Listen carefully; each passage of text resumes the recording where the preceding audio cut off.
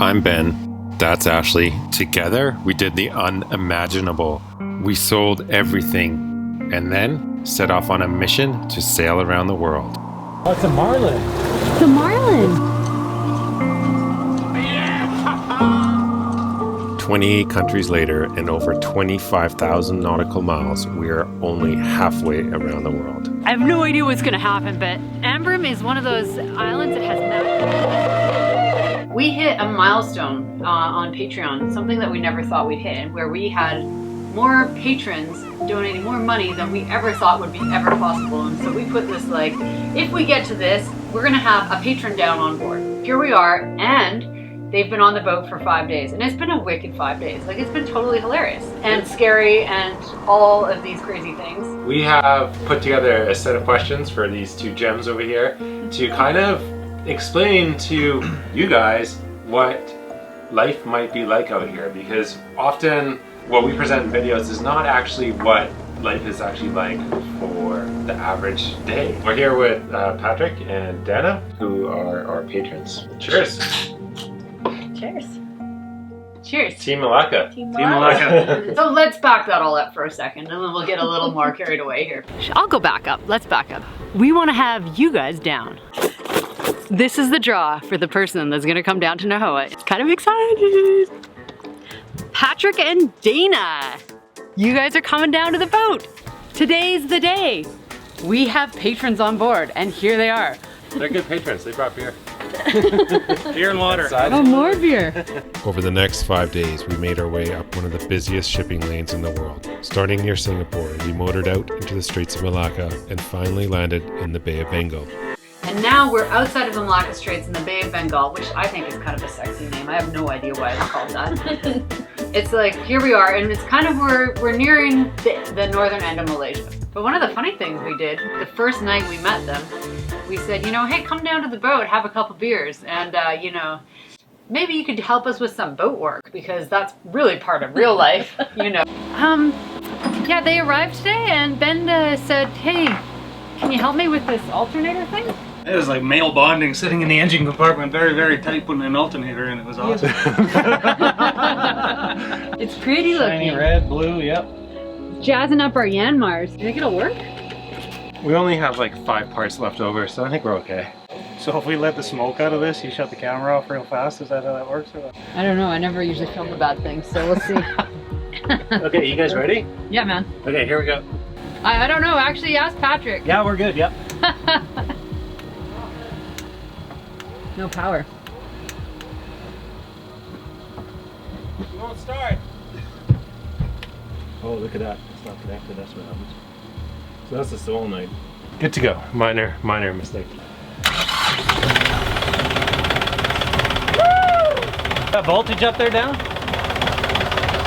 Okay, rev the engine out. Alright. No, it's ramped up a little bit right now. First question is, was it what you expected? Like, is sailing offshore and making passage what you thought it would be? Personally, I think that it is tougher. Yeah, because you guys do honestly make it look pretty easy, right? Your videos, your whole world, you know, the videos look like it's all, you know, happy, this and that, and I know things break. But yeah, it's tough, right? I mean, there's a lot going on consistently. And what did you guys say? It's like 90% boredom with like 10% sheer Terror. terror, yeah. We said, I mean, It's all boredom and then moments of sheer terror. and honestly, we experienced that, right? Like, it's totally unexpected. There was just things that would go on, and then suddenly it was all hands on deck. What happened last night after dinner? We were having a lovely meal, right? And that salad wouldn't have stayed on the table 5 minutes later. 5 minutes later, is that right? Oh, that was insane. Yeah, it was crazy. Like, that squall came out of nowhere, and all of a sudden you have like 37 knots of wind, which is really windy. That's insane. It came up really fast. How much we got, Ash? 32 knots right now.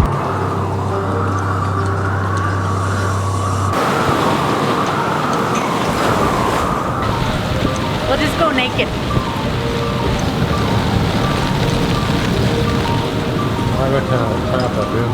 And Dana and I were completely useless in the whole thing, obviously. Yeah. Watching you guys rip back and forth, drop the mainsail. I don't know. I disagree with that. Dana she grabbed that fishing rod and that thing came in like nobody.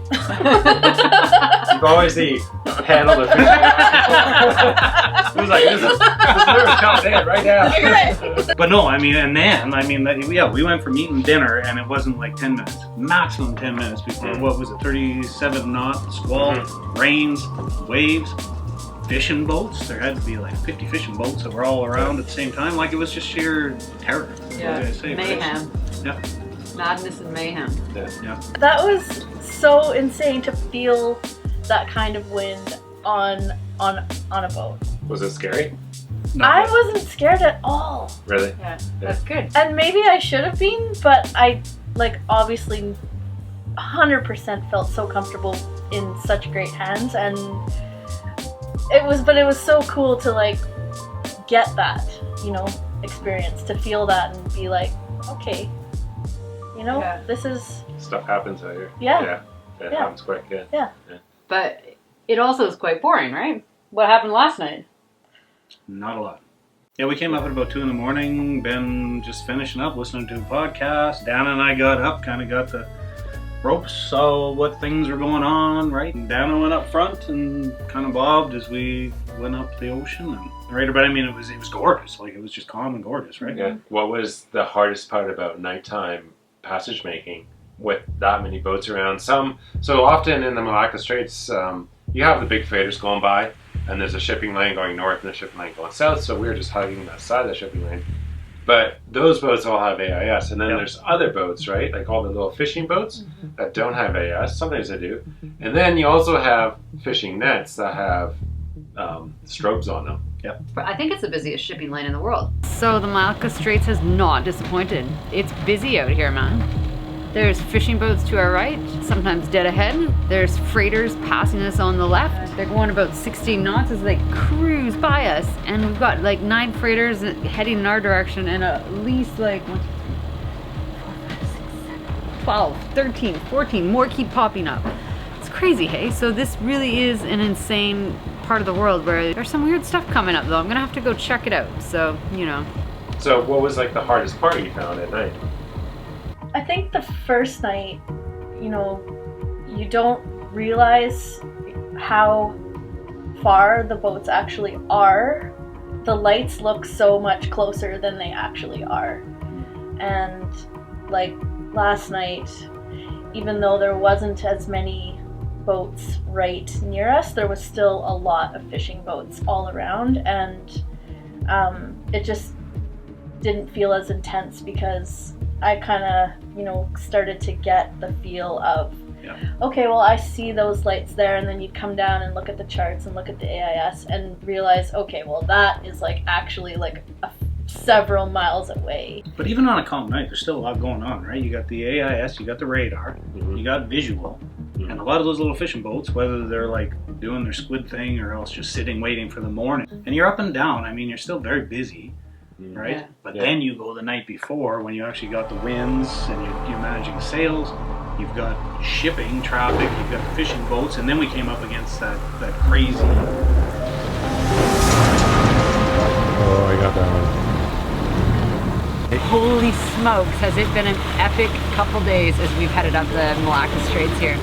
Man, tonight was one of those nights where... Oh my gosh! You see all those green boats? Oh, there's some.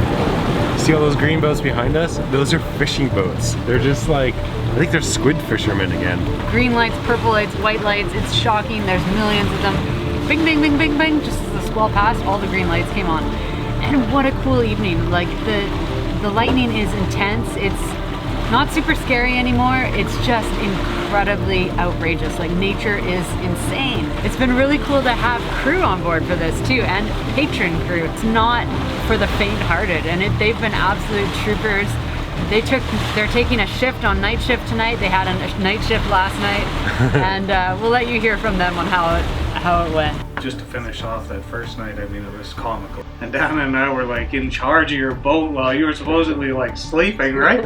And we did. We had a dial for probably, I'd say, about 20 minutes, and then the winds changed and we decided that we were going to... But really, you guys kind of threw us to the wolves. I'm just going to say that because, not only was that like our first time being in charge of a vessel this size, but also like in the middle of the night! We totally threw them to the wolves. We had the Genoa up. We were doing well. I think we were actually like probably 8 knots, right?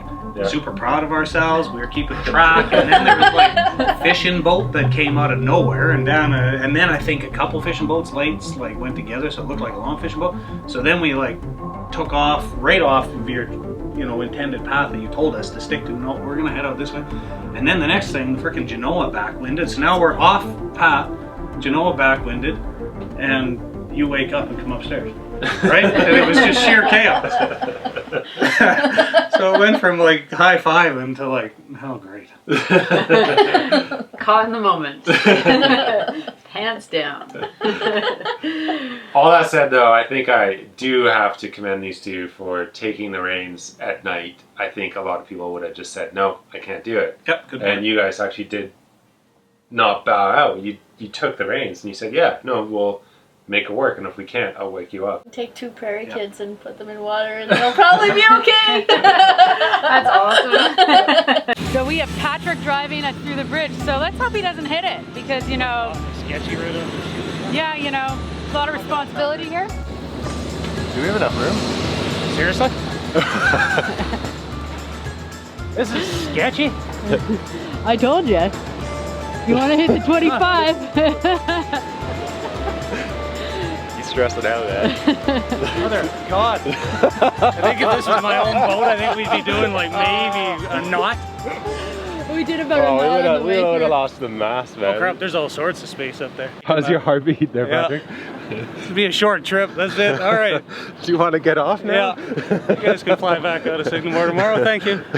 So before you came on Nahoa, had you guys ever been sailing before? And if so, what was your experience?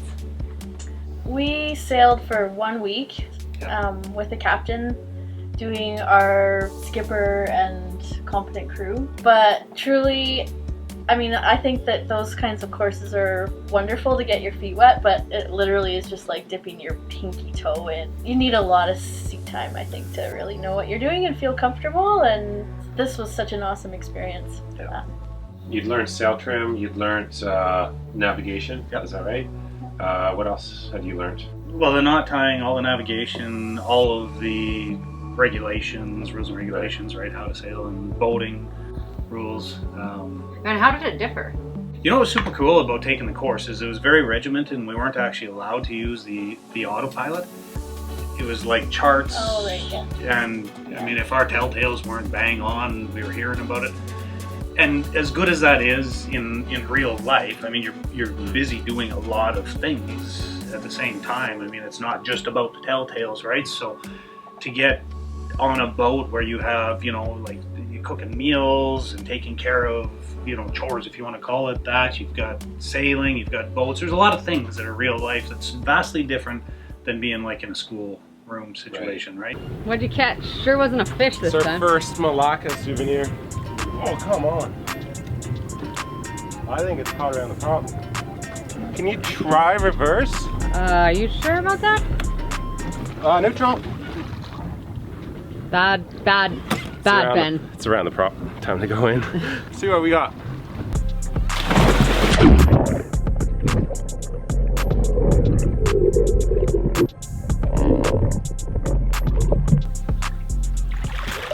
Well, that was easy.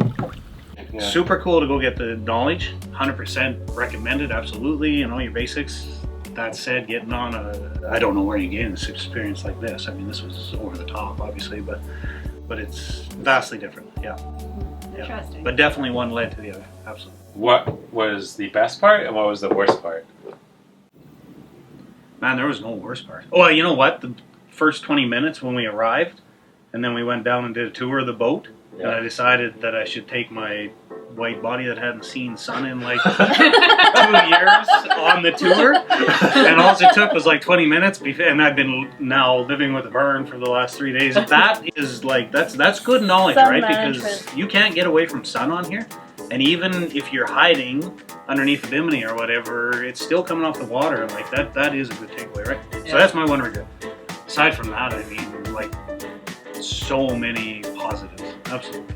Yeah. So many positives. I mean, going, I guess, for one, to be invited, period, to hang out with Ben and Ash, which is a dream come true to begin with.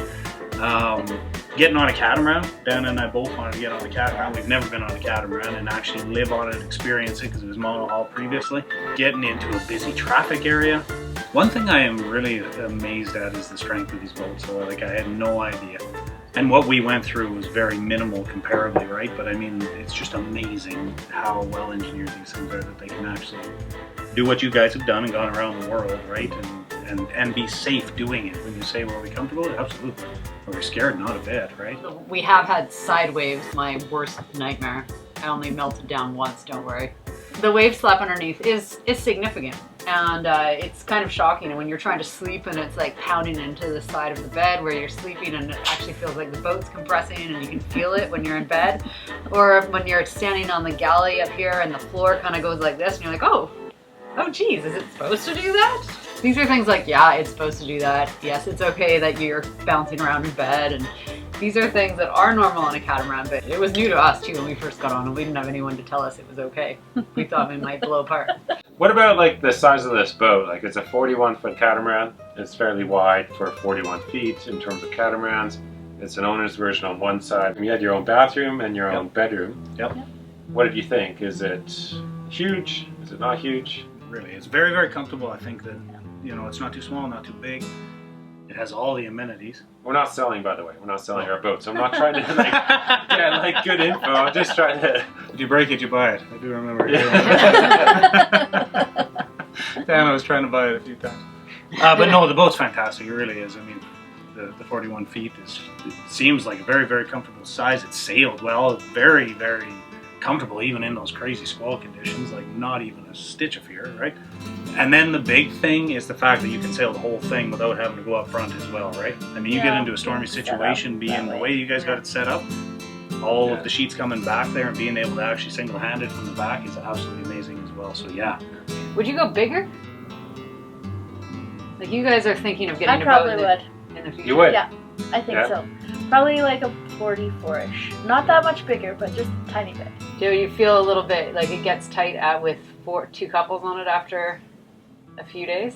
I don't think it was. I mean, you've still got areas you can go to. Yeah. And definitely when we were on our schedule, you had times where you're kind of off and on. True. Yeah, That's when very you're true. that's Yeah. right. Yeah. So personally, I would probably go bigger if I had a choice too. It's funny how the woman would say that and the men would say no, it's fine. But the women thinking of it as more of a home base and a home platform. What would you say to anyone else in your shoes? So that's had maybe a week's worth of sailing instruction, that's looking to sail long term, say Caribbean, Atlantic, or wherever. What would you say to them? Like, are you adequately prepared? Are you not? What's the lifestyle like? Is it worth it? Is it not? What's your takeaway? My first one is join Patreon, obviously. Yeah, just win the trip. Get your name drawn out of the hat. Yeah, that's the good way to get experience. Do you think you guys are ready now? Ready to go get a boat and get on it? I mean, you'll make mistakes, but do you feel more ready now than? Oh, absolutely. I think so, yeah. And especially considering the Malacca Straits are like intense. It is pretty intense. Yeah. Like I think about like sailing in like just more like normal areas. And it could be, yeah, I think we definitely make mistakes. And I think that's the thing we've actually said a few times to people that have emailed us and asked us about questions about getting going. And our biggest thing is pick your windows, watch for a full moon if it's your first night passage, just because it makes it more comfortable. And maybe don't start in the Malacca Straits. That's a new one we've just added. Oh yeah. Definitely. And you know what? I think I was always uncertain as to like the intensity of the, sailing, right? I mean, you hear people sailing around the world or doing day sail, circumnavigating, and I was never really 100% certain on how intense it was. And I don't think it's terribly intense if you know what you're doing, right? I mean, when we got into various situations, and you'd think in 5 days it should have just been mundane sailing, right? But I think we saw like a lot. And watching the way that you guys reacted to it, it's all based on like your historical knowledge and the ability to just react, right? So am I comfortable now? Probably not, but would I be in a short period of time now that I kind of got an idea of what we should, the competencies that we should go and kind of learn and get really good at? Absolutely. But you don't get this kind of experience until you actually get out and get on the water. Yeah. And we didn't get it until we got this boat and started sailing away, and we broke things. Like, we broke sailbags and ripped sails and stuff. You kind of learn the hard way sometimes, and it's just sucks, but it's life. And you're gonna rip a spinnaker that's old because you put it up in too much wind and you get it down because you didn't watch what was going on. Yeah. The camera ran out of battery, and Dana told us that she thought we had very good communication skills. She was impressed by how we could communicate without talking so much or without having a huge discussion in sort of the heat of a moment, because we did have a fairly, a few things happen that were very quick and had to have quick decisions done. There's a batten coming out of the mainsail.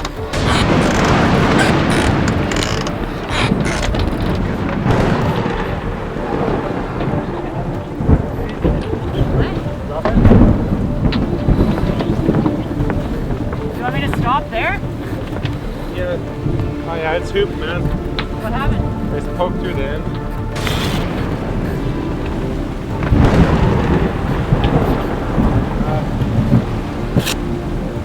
I might be able to fix it, but it'll take me some time, so we'll have to drop it.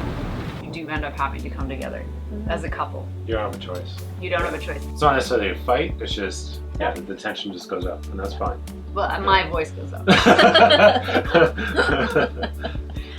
We're both captains all the time, and that is not normal, because often there's one captain and you do as the captain says. I don't know if that's the right thing often for couples. I think for couples, like Ashley says, that builds resentment. Well, it's interesting because you guys have the logbook, right? And you actually write in there who was in charge at the time, or the captain, right? And even last night, like, Dana did the first half of the shift, and then she wanted to go and hang out on the front of the boat, and she was like, hey, you're now the captain, so you can go and do this and that and check the radar. So then when I went in the book, I was putting Patrick right instead of Dana, but I mean, it's true, right? You don't necessarily have to have that. Yeah. But yeah, somebody definitely needs to be making the decisions, right? And, you both are every bit as qualified to make the decisions. Yeah. And I think that that's probably the safest way to travel. I would agree with you that it is important that you both understand how to sail the boat, how to get through a squall, how to reef, how to do everything, and also know when you just need to wake up your partner to get help, because there's no sense in killing yourself over a squall or something. You just need to get sometimes all hands on deck too. We were very, very fortunate to come and join you guys, right? I mean, that was a dream. It really was.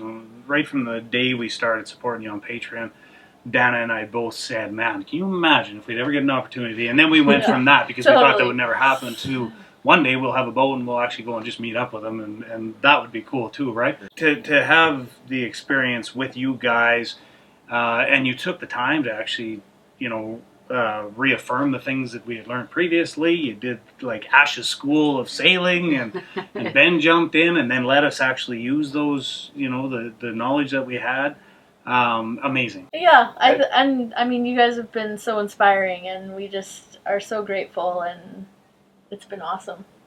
Oh, thank you. Do you have anything else you want to just sort of say, or anything else you think you'd like to share with other patrons or other people that might be in your situation and wanting to learn to sail? Yeah, you mean, you hear this all the time, and people just say to do it. I know it's tough to do it. And Dana and I are in the exact same boat right now, right? We've done sailing lessons. We were headed to the Annapolis Boat Show to go and look at boats and dabble. Honestly, though, after being here and coming into these marinas and seeing, the boats that are here, the people that are here, the community that you guys are part of, I tell you what, do it. It's amazing, right? It really is, right? You guys, I mean, living a dream, and as last night, you saw things that people don't get to see. We got to sit and see things that people never get to see. It's so cool. And it's like day after day of that, when it's not the terror, right? But it's these cool things. So yes, definitely do it. You know what? And everyone's plan is different. And that's totally okay. But I think the thing is to just actually make a plan and then see it through. Yeah. And it might take longer, because we had a plan for like 3 years, and then it took us 10. So to actually get going. So just don't lose hope. Hold on to your dream, and like get out there and go do it. Yeah, it's worth it. it's totally It's worth very it. much worth it. So Yeah. worth it. Yeah. Oh my gosh, and yes, when you guys said that you wanted to give back, right? I mean, you've done. I wish everybody could have that experience. I really do. I mean, we're that fortunate, but so cool that you guys would reach out and actually bring us, the people you don't even know, onto your boat, into your home, living on, you know, what is this thing, 15 feet apart, right? I mean, it's tight, right? So kudos to you, because that is very commendable. Super cool, Yeah. right? Yeah. And yeah. Well, thank you. We feel very grateful too to have had such a wonderful experience with you guys. It's been over the top, actually. And you never know what to expect. I mean, we didn't know Patrick and Dana. And then one of the things they said was they're like, we feel like we know you, but you don't know us at all. Yeah. And we didn't really, but it was something we really wanted to do when we first started Patreon. And It has been a blast to see it through your guys' eyes. And it's always like that when we have guests on board. You kind of get reinvigorated of what it's like to actually live this life from afresh, you know? I think Ben said it yesterday when we were somewhere and he said to Patrick, "Can you believe we're like in the middle of Malaysia and there's all these green fishing boats?" And then we had a lightning storm after the squall and it was absolutely intense. And it was just like one of those moments where you're like, wow, this is pretty cool. This is a pretty cool experience. It's pretty epic, actually. Yeah, It's epic. pretty It could be epic. Anyway, thank you guys very much again. Honestly. Thank you. And Yeah. cheers. Cheers. Cheers. Yeah. Cheers to you guys and our patrons. Do you want a beer? What's that? It's time to have another one.